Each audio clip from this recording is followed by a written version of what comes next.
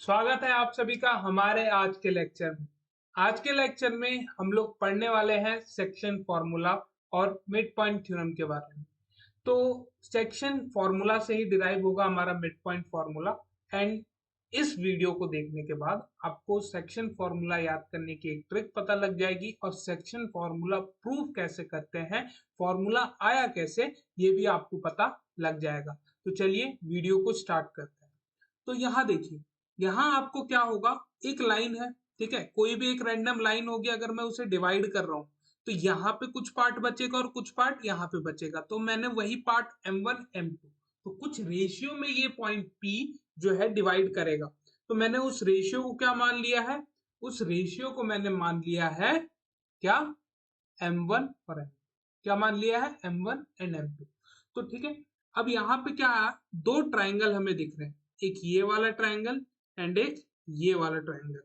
ठीक है, चलिए, तो यहाँ पे ये जो दो ट्राइंगल हमें दिख रहे हैं, तो इनका हम लोगों को इस्तेमाल करना है और अपना सिमिलैरिटी ऑफ ट्राइंगल का कंसेप्ट यूज करना है। उसका कंसेप्ट अगर मैं यूज करूंगा तो ये वाला एंगल इस वाले एंगल के बराबर आ रहा है एंड ये वाला एंगल इस वाले एंगल के इक्वल होगा, कॉरेस्पॉन्डिंग एंगल। ठीक है, तो यानी मेरा जो ट्राइंगल ए पी क्यू है वो सिमिलर हो जाएगा ट्राइंगल पी बी आर के by A criteria of similarity.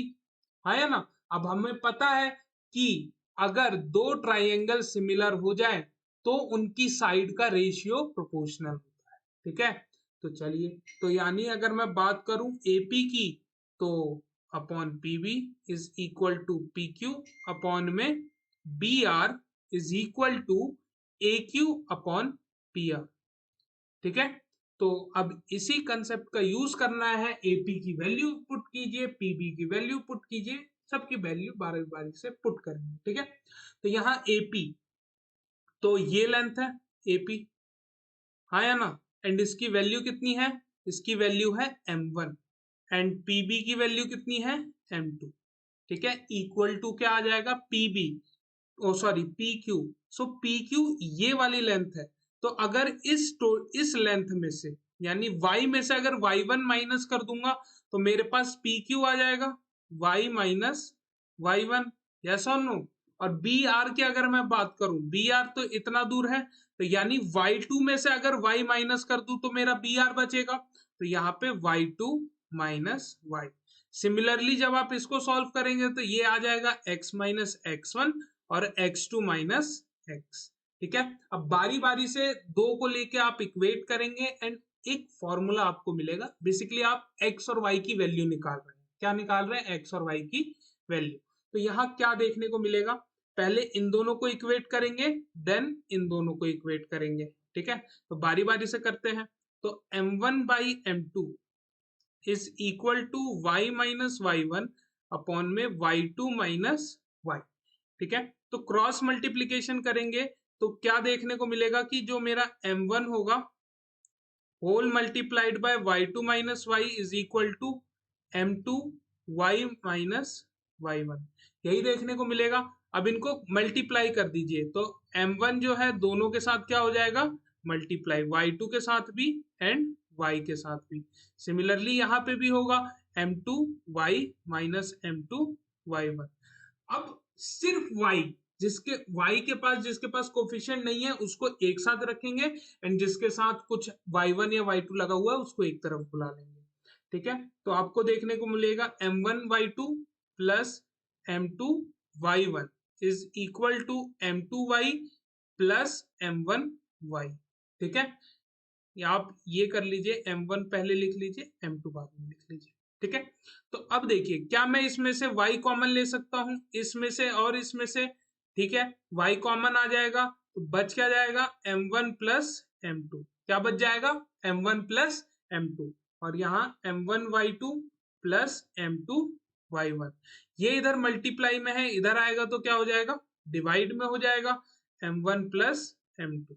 तो यही है हमारी वैल्यू किसकी, y की, किसकी, y की। तो सिमिलरली जब मैं सॉल्व करूंगा x को, किसको सॉल्व करूंगा, जब मैं x को सॉल्व करूंगा तो मेरी x की वैल्यू कितनी आ जाएगी, x की value m1 x2 plus m2 x1 upon में m1 प्लस m2 आ जाएगी।